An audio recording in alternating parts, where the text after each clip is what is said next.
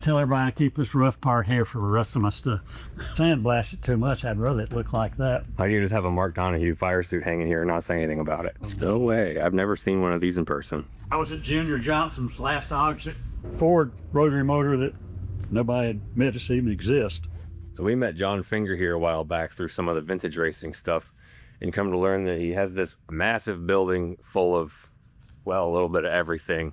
I've been in here for about 10 minutes. I had to stop myself and say, wait, let's turn the camera on before we look anymore, because I have so many questions. It's just like pulling me in like a bug light. You used to race yourself. You had a Mazda dealership. Like, how did you, what's your background? Every other kind of car you can imagine I've driven. Prototype cars, GTP cars. I can remember getting the call. I was at the big shop that I worked for, the Mercedes dealer. And I go back there and it's a zinc manufacturing. It builds the zincs. Would you like to drive a car for us? I said, sure. So I thought I'd hit the big time. So we got a Formula V. We actually won the first professional race ever at Road Atlanta, which is the day before the Can-Am race. Won that. And I got this watch and didn't pay any attention to it. Threw it in the trailer. Well, I found out later it was a Rolex. I didn't even know what a Rolex was back then. So I got a good record, but I never could capture that glory ride. The 1 year, the Mazda ride, had two cars. Manderville Auto Tech ran the team and did the cars. And it was a Mazda factory team. And my teammate won the championship. I finished second behind him. They won the manufacturer's championship. And then they said, well, I can do this next year. So it quit. So you have a little bit of everything in here. So did you collect all this NASCAR stuff through auctions over the years? Like, a lot of it was auctions, well, most of it. How long have you been in this building? Since '84. And I was in this first part for the first 10, 12, 15 years. Then I moved the tenant out and added more space for him. Built that wall, and so it's 75 feet plus 50 feet. So I've been here a while. I mean, the time you get my age, you better keep up where your time goes. So it goes rather fast now than compared to what it used to. So when did you start your dealerships? Because I see John Finger Porsche there and Mazda, and were you doing the dealership at the same time you were racing? I was trying to. That was the problem. Originally I went to work for the Mercedes, AMG, Fiat conglomerate guy, and was racing the Sprite. So I went to work there so I could buy parts at costs. And after we moved from there to a new place, I stayed there for another 15 years. And then the siblings bought it out and ended up doing what a lot of them do, bankrupted it. I owned 10% of it and found I owned 100% of the debt. Got through that. And they fired me from the people that bought it. And they hired me back and said, do you want to run the Mazda store? I said, that's what I told you I wanted to do years ago. So I did that. Then I bought the franchise for the Porsche store, but I had two partners that furnished the money. At that time, I didn't have anything left. So grew that in 95. In 05, I bought my partners out. And then in 08, when the world slowed down, that kind of put a kink in things again, and I had to sell off some of my collector cars. But it's all good. I'm on my feet now and been retired almost 8 years. Paul Newman actually signed this for you? Yep. What's he done too? Yeah, I've heard that before, because Jack Roush couldn't even get a signature from him, so he just made him buy something. And right, check. Yeah, it was on a check. How'd you get a signature? Well, we'd race together. So, in fact, that's him here, the 10 years before. I was going to Atlanta for a race, and Paul was there. So I went up to him, I said, would you sign this for me? And he looks at it and he says, I guess 100 of these would be what one Redford picture's worth. And he signed it to me. He thought it pretty neat. You just happened to catch him in a good day? Like, why did he sign it? I talked to him a lot of times, and that's us down at Road Atlanta at a different time. Oh, so you knew him from racing with him? Okay. What was he like to race with? He was, well, this who's in my class, and of course had superior cars and whatever. But the funny story about this, so we go out to run, and I think I broke. He won. Oh, that's you right there? Yeah. And we get to the pits, and he's getting in a helicopter and leaving. And I'm saying, I wonder why he's driving that old car when this is one that's current now. He said, oh, that other car's up at Lime Rock. He's going to run there tomorrow. Yeah. I said, I think I'm in the wrong class here. He's going to run 2 national races in a weekend at each end of the country. Sure. So that's where that came from. There's hundreds of pictures if you ever want more. That's actually the Gatorade car behind it. That's the first car Mazda ever rented at Daytona. And I bought it to get the engine to put in my HillClimb car. This engine is out of the World Sports Car that's actually built by Manderville, and it's actually an aluminum engine, and the displacement could only be 302. So it's a SB2 with only 302 inches. Where are you going to put it in?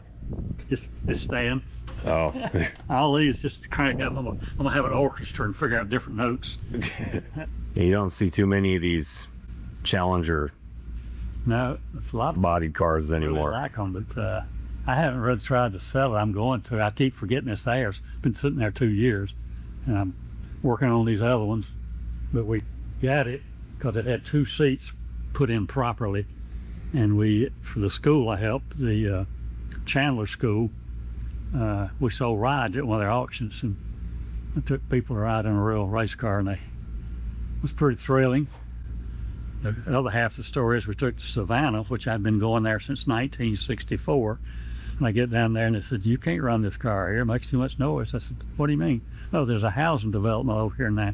And the lady sits out there with the audiometer. If you go too loud, she calls the police. Oh, the resident Karen. Put mufflers on it, went back the next year. And I was asking some of the guys if any of them were running traction control in the HR. And the guy looks at me just like, what do you think? So he had one of those. I might try it. Points and plugs about my extent of electronics. Well, what is this one? This is a real nice car now, and it's got a story like they all do. The same guy I got it from and the Harvick car from had bought a new Avi Trans Am car, which are quite expensive. But he always wanted a spare car to match his other car, so he bought this, and Avi told him this is the suspension off of it behind you. He said, that's not going to work. You need to just get rid of it or let me fix it. He said, I can cut the front off and the back off, put all my stuff on there, and it'll be as good as your other car for a mere $75,000. So by the time I got to it, it had been sitting 5 years. The guy was ready to get it out of his garage. It's got some neat stuff. This will be number 4 Trans Am car, but I usually run them a little bit, and they're so expensive to run, I'd get rid of them. This one I decided I'd try it again. They're fun. I mean, they're like a NASCAR with brakes and tires, and they go real fast. Yeah, that thing looks pretty crazy. I like how they retain some actual factory dimensions to them. Well, the front and back are, and of course the roof. That's just parts I buy at auction. Sometimes I buy them because I think they're neat looking.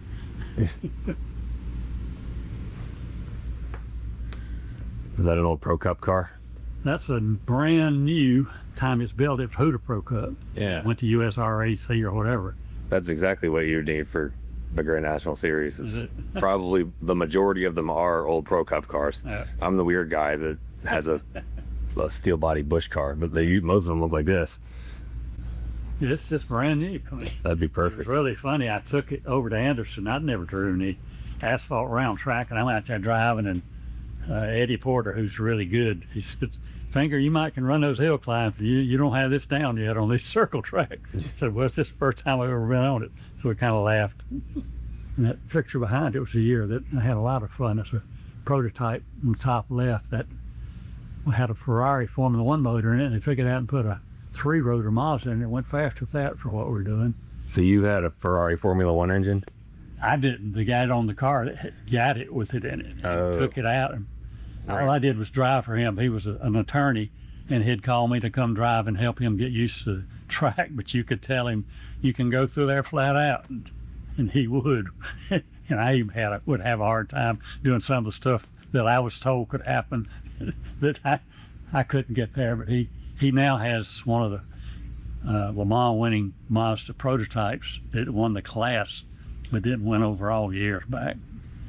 Was that one of the ones that was at the Mini a couple years ago, like the 787B or whatever? It wasn't. It was just like that. Oh, this is the R5. I can't keep one for. I think that's R5, and this is a 6. yes. This one's fresh. When I went up and found these at that time, Arrington had bought the engine shop from Everham, so I've been told. I can't substantiate most of the stuff, but they had 50 of those engines in the back of a tractor trailer right off the dyno, and I ended up over a period of time with 5 of them. This one's really neat. It's dry sump, but the sump pumps inside the oil pan, so you don't have as much clutter out front here. And it was built that way? Yeah. And I don't think Dodge did it. I think somebody else did it. How much do you pay for that one? I'd rather not say. I'll give you that for it right now. I'll take it home with me. There's a good one in that one. There's one sitting on the floor that came out of my other one.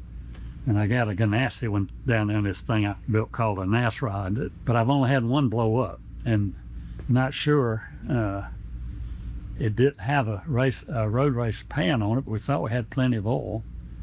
And I'd bought it from Morgan Shepherd years ago, and I was up at Morgan's, and I was gonna say he's kind of like me, never has quite enough to do what he wants to. I went up there to buy a road race transmission, and we're standing around, and his engine was sitting up there on a shelf about like that.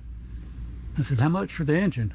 I said, "Well, we paid $52,000 for it, and I ran 7 laps. Would you give $4,000?" I said, "Yes, sir." So I bought the engine, the transmission, the carburetor, and then I went ahead and wrote him another check for his charity thing for $500. I said, "It's very rarely that I pay somebody for what they asked for," but with him I did. And I think he's about quit, but he stayed along as anybody. When I built the next 100 feet, I had to give this, didn't have to, but I gave this to my wife for her she shed. So that's the only thing interesting here is some real nice old posters from way back of about anything you could think of. That's Morgan there. I can't tell which one I was up his place. We've wanted to do something with him for a long time. So I tell everybody I keep this rough part here for the rest of my stuff. I built it, I was going to put a wall there, so I put a bathroom in the middle. And then they said, "Well, just keep all of it." So they kept it all for, I don't know, 10 years. And they moved out, and I redid the floor and wired it differently. And this is my last hoorah of a building I'm going to work on. This first car on your left there, that's a midget. I drove one just like that at Daytona in 1966. They had a racetrack downtown around a football field. And I was with this gentleman, who was kind of my mentor, and a lot of people know him from way back in the day. And he helped me a lot and taught me a lot. But we went down there to race, and it was a typical deal. We're in his Cadillac with open trailer, and we get down there. I'd never sat in a car. We'd take it down to the beach, put it on the beach, and I ran it back and forth a few times. And we went to the racetrack, and it was an open event. You could run anything. And I'm standing there looking at all these cars, and he says, "There's Andretti." I said, "Who's Andretti?" I mean, this was 50 years ago. In fact, I think Andretti had only been racing a short time. So here, I don't know who won. I practiced, and the guy said, "We don't have money to get home. I better run the main event." And I remember he spun out, but I don't know how we got money to get home, but we got home. Maybe he was lying. He just wanted to drive. Yeah. He was Colonel Patton's driver in the Army. Really? Yeah, it was interesting. This one behind you, hanging up there, is the V that I won the first professional race at Atlanta and won the international race at Daytona. We sold it to a guy, and he had it probably, I don't know, 20, 25 years. And his kids caught his garage on fire, and it burnt the body and all off of tires and wheels. I helped him get an insurance settlement and got it, and I said, "I'm not going to try to restore it. I'm just going to hang it up down here." So, kind of cool. Did you clear coat it? Yeah. Pawn shop I knew went out of business, and I bought their sign. Oh, that's cool. How many signs do you have? Over 100. I'm sure there's people that are like into enough of that stuff where you could do a video just about all the signs you have. It would still probably do well. People come in and they ask if this is real and that's real and that, and I said if these were real, I'd be living in islands, not here. They only made 6 of these original ones that are bringing 15 million now, and these are not, of course, even close to that. But it's got a RAF, 600 horsepower. It's called H-stack. It looks like Weber's, but it's really a electronic fuel injection. I can't remember if I knew you had these or not. I think you told us about the GT40. Yeah. They're all replicas. This one's now called a Backdraft, but when it was built 25 years ago, it was called a 427 Venom, because at that point, Shelby would sue you if you called it a Cobra. Once they got through that, now they don't call it a Cobra, but it's a nice one. If you get a real person knows something, they'll know this fender's not right or that's not right, but it's close enough for me and runs good. The GT40 is a company called Cav. There's 3 pretty much prominent: the Superformance, the Cav, and I forget who else, but several people make them. This is pretty much proper, except they built a chassis out of stainless steel, monocoque. Instead of, what was the original? Tubing, square tubing. Oh, was it? You may have seen Christopher Bell's new sponsor, Kufandi.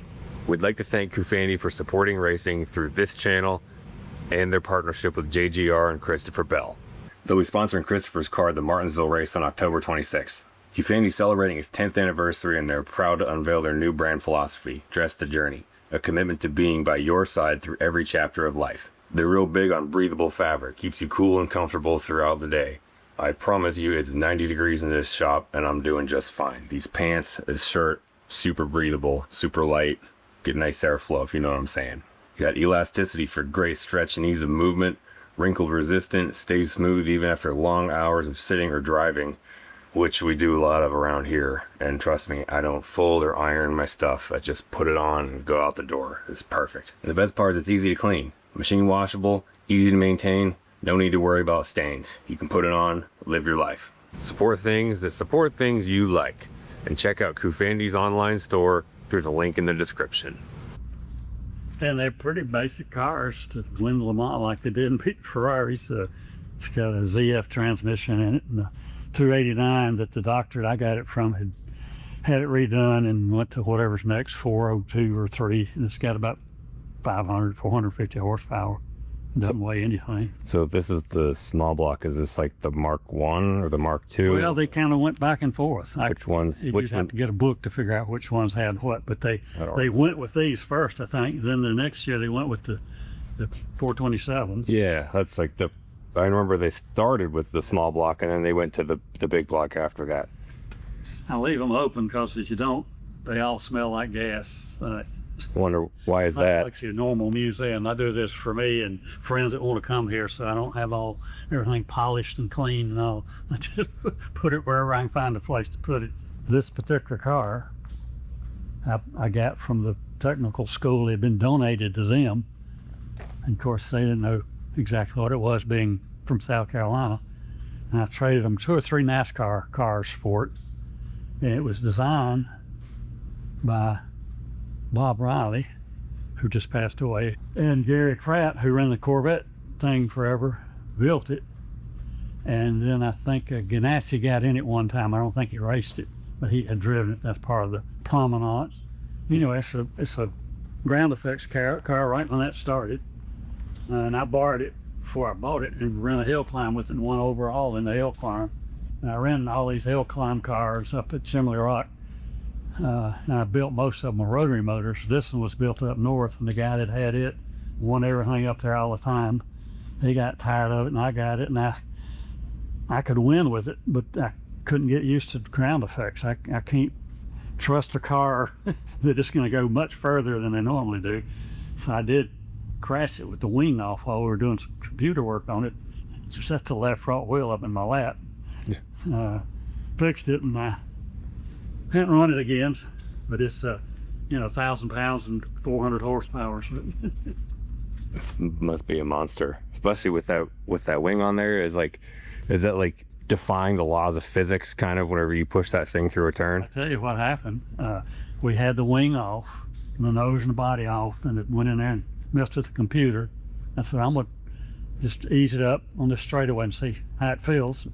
Felt real good until I got to the end and I put on brakes and the wheels quit turning. And I let off. When I hit them again, it darted over, and this one called a drain culvert. Flipped over, bent the cage, messed up my helmet, landed on its wheels, and I got out and said, I guess I've been saved again. What is that? I was at Junior Johnson's last auction way back, and I bought all kinds of stuff, and I just thought that was neat. And this other piece beside it with those 8 elements, nobody knows what it is, which probably something for a dyno or something he was messing with. That was for Juniors also? Yeah. Weird. I bought everything, even the forklift. You bought his forklift? Yeah. You still have it? And I sold it before I left there. I didn't know how I was going to get it home. Everybody's wanting to go home, and they didn't. Nobody's standing up there bidding. Strange. Well, it looks like solenoids for something. Weird. I'm sure somebody knows what that is that worked for Junior back then. When was that auction? Like 90. I don't remember. Was that before everything got moved to Bodines? Oh yeah. It's when Flossie was on one side of the creek, and he was on the other. Oh wow. She had teams, he had teams.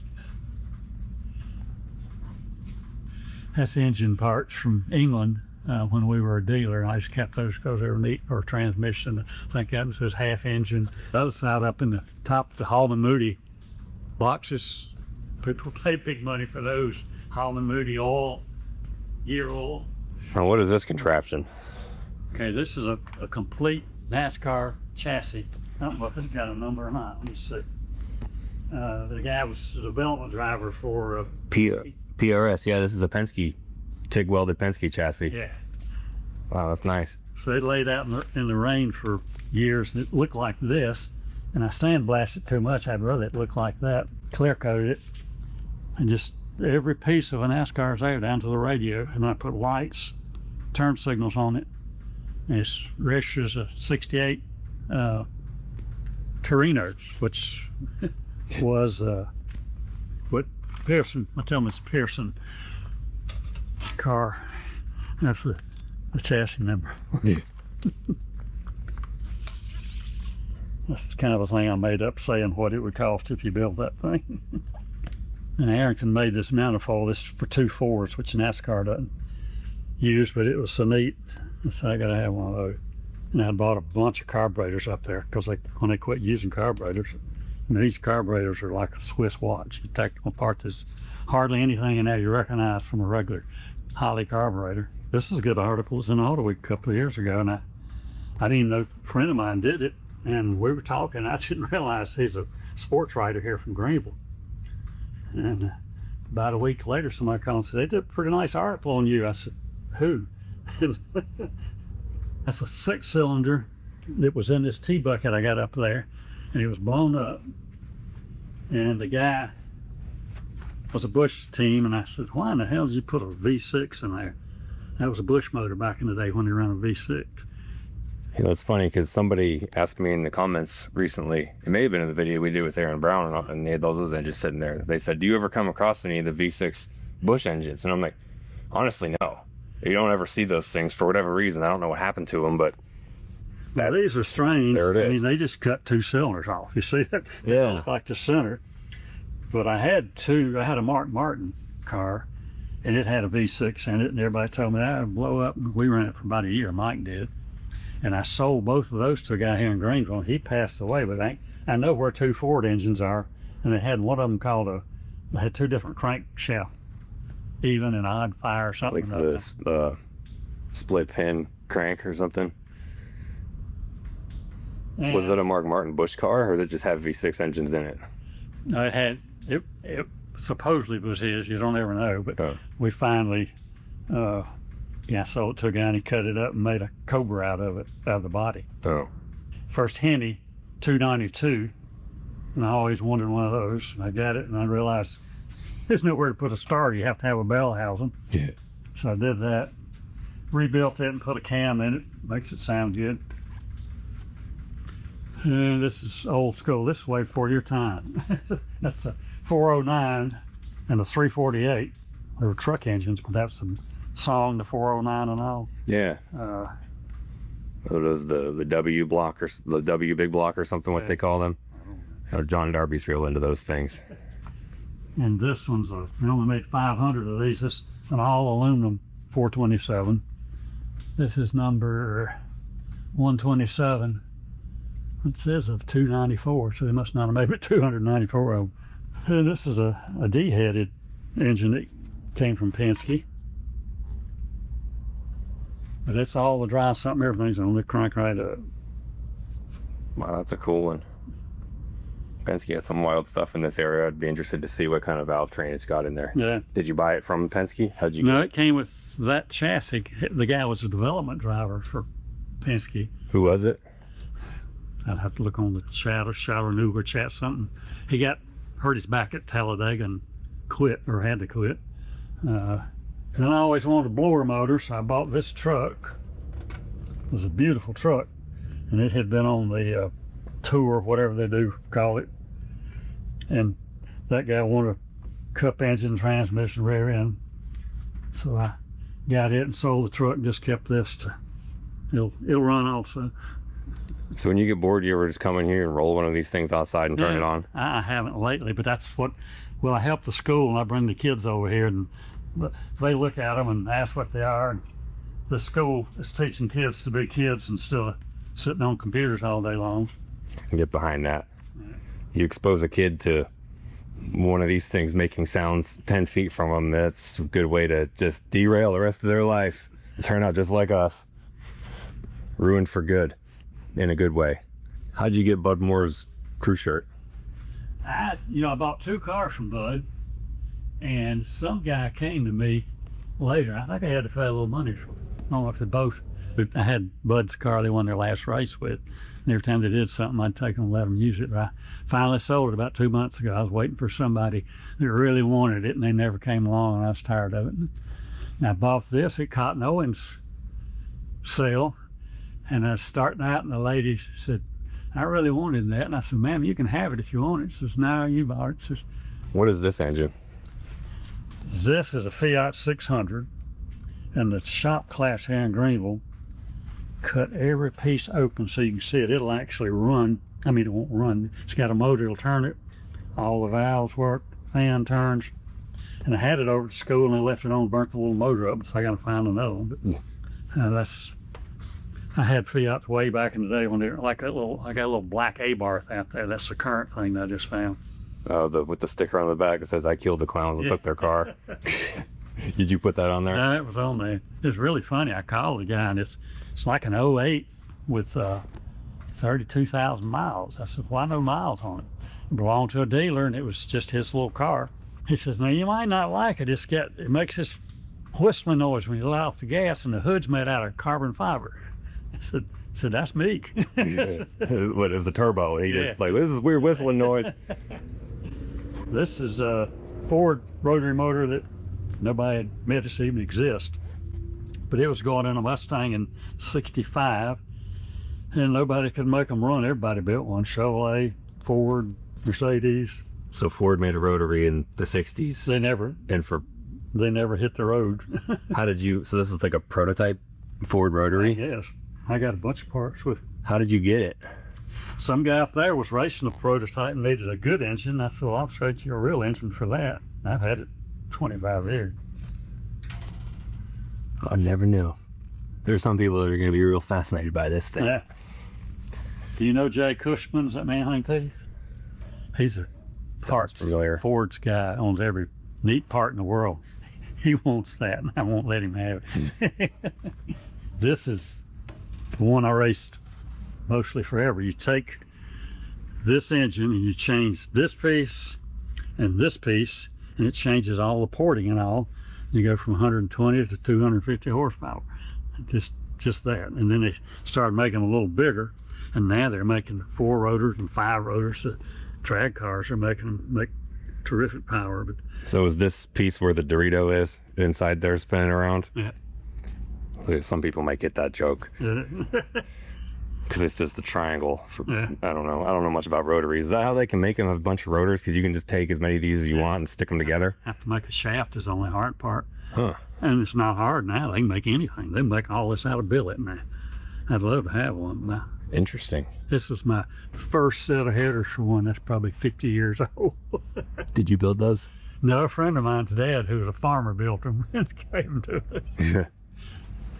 Did you ever try to put a rotary in one of your I stock put cars? them in everything. Not in a stock car, but I had them in Sprites and what else? I've helped people put them in a lot of other stuff. This little car is a Mini. It's a tube frame of Craftsman up in Charlotte that does NASCAR's built it. The only thing Mini is the roof. He made every bit of the rest of it. And that's the Mazda Rotary engine, and it's 250 horsepower, and this thing weighs 1,200 pounds. And I didn't buy it to race, I just bought it because it's neat, but it gets more attention about anything I got. Have you run on a track before? No. Because it looks like it'd be a lot of fun. Oh, it's the balls. Looks like it'd be a lot of fun to watch too, like a little RC car zipping around. Like you wear it. ARCA, is that from when you won the ARCA race? Yeah. What track was that at? Watkins Glen. How many ARCA races have you started in? So you have a perfect record and 1 for 1 in ARCA, 100% win rate. Now, these are some other cars. That's the HillClimb car I built. Does anybody else have that to their name?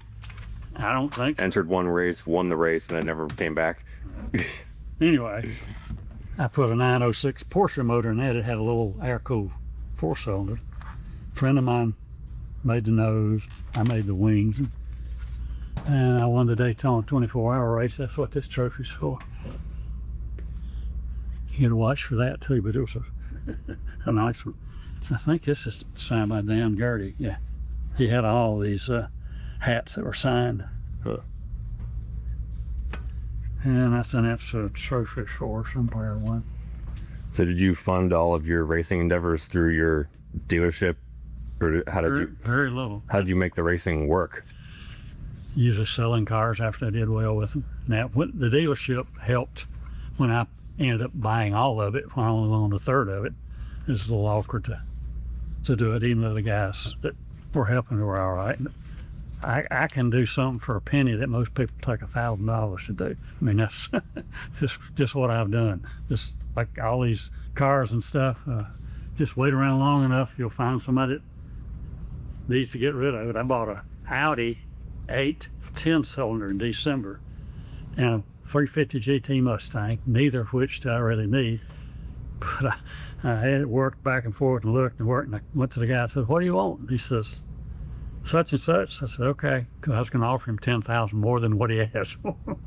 But I kept it till the first of the year and said I'd rather buy some race cars than this Audi sit here and me not drive it. And if I do drive it, I'm scared somebody can tear it up. You know, have a sticker of over $200,000. Is it an R8? Yeah. Oh, R8 10.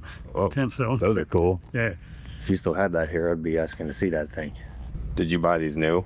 No, I just found them when Snap-on repossessed. The big one down in the other shop, I don't know if you noticed, it was Earnhardt. Yeah.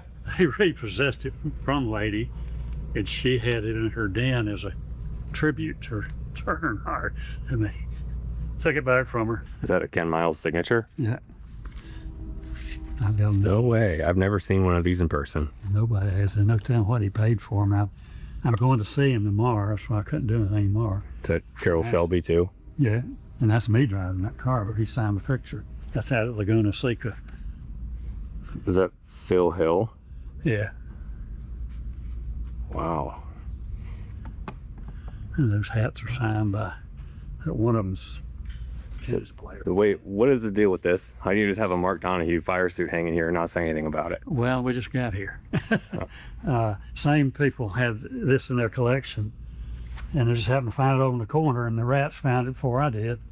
And I'm gonna try to get it authenticated, because it's pretty likely that it's real, because that's the kind of stuff this guy went after. And I remember Donahue, when he had that kind of suit, the race mark or whatever I did. Yeah, it would be pretty interesting. What's that one from? I don't know, there's nothing on it, but it's vintage too. And that's just a vintage coat. Nobody's name on the rest of them, I don't think. Yeah. It's a shame this got chewed up. I wonder how long it's been chewed up for. He was hung up with a car cover, kind of wadded up in it, and they'd made a nice home out of it. Wow. This is Pete Rose. He had that. And she called me the other day. Her kids didn't want any of it, and I said, "You got some valuable stuff here." I said, "If I sell some of it out, you know, you can have the money." This hat, I did the Google thing on it, and it says it's worth $2,200. It's whatever that tennis player is. I don't know either. I don't know. That's the early tack that they used back when that came out. He plugged in all the stuff on the back for sensors and all. And it was 25 grand. It's, For this thing? yeah, just that part. Jeez. What year was that from? Probably late 70s. Shoot. Wow. The guy brought me this back from Europe. Pretty neat. Yeah. Now, a baseball bat with somebody's name on it. I don't know any. I don't do anything but cars. Gray Dandridge? I don't know who that is either. You know you're gonna have people contacting you trying to buy stuff after this.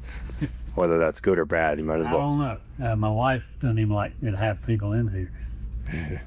Which one goes with this? For a speedboat. Where'd you get these? At Cotton Owens auction, I went to it. He was a big Henny guy. There's actually 3 of them in there. So these are water-cooled Yeah. Hemi's boat headers that he probably made, or if someone in his shop did. Probably they never got them. Wow. So whose manifold did this come out of? I don't remember.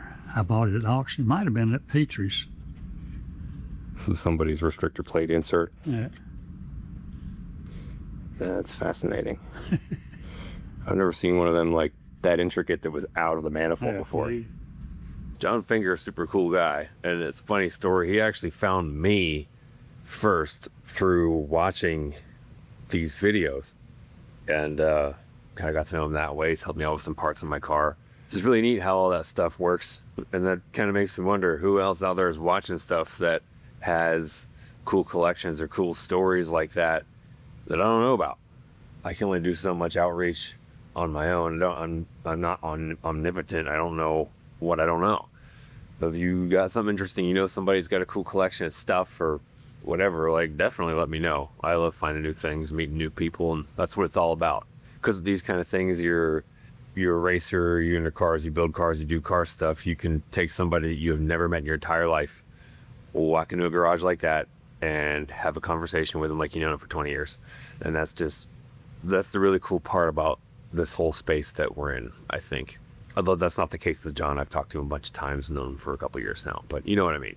If you want to support history, support what we're doing, you can check out StapletoNAutoworks.com and find the hat I'm wearing, shirts, stickers, things like that. We haven't made anything new in a while, but we got some new stuff in the works here. Been working on my Grand National Super Series car a ton lately, which is why the uploads have been a little bit more sparse than usual. I feel like I say that all the time, because pretty much since I really went hammer down on working on the thing in like April of last year, I've not been up to the pace that we were at in 2023, but I think that's okay, because what we're doing here is going to further everything as a whole down the road. I just need to stop screwing up the car, but we'll get there. It's part of the process.